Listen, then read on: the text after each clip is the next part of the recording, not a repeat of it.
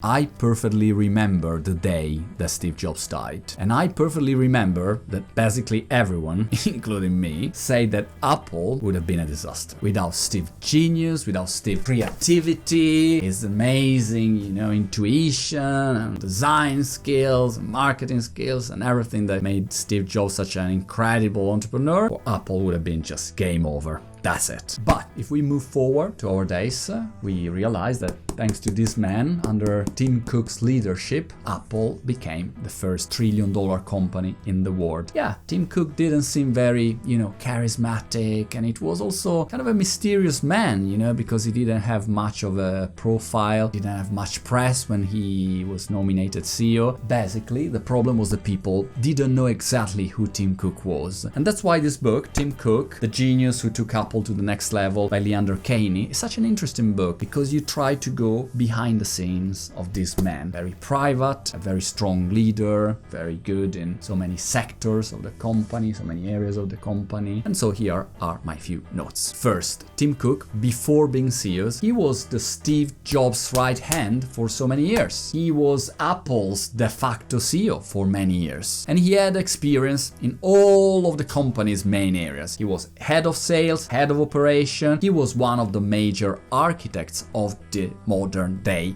Apple. And you see, it's funny because when Steve Jobs died, a lot of people said, okay, Johnny Ive could be Apple CEOs. He was, well known, the great designer, but without the behind the scenes, without the execution skills of Tim Cook, well, even the greatest design ever would have failed miserably. Fact number 2 is about this behind the scenes. Tim Cook spent many years trying to clean up the supply chain, trying to fix all the operations. He started doing a lot of outsourcing, for instance with Foxconn, and people think, is about cheap labor. No, it's not only about cheap labor, it's about the flexibility that a company like that could give to Apple to produce, gazillions of phones and products, and they change the specs at the very end moment and you have to reinvent everything. So that kind of work, the impact that Tim Cook had on all the logistics has been incredible, huge, and so underestimated. I don't know why. Maybe because people want to believe that just Steve Jobs was an incredible genius, a lonely genius, or maybe someone still think that Steve Jobs is still alive. He's just hiding somewhere, but is,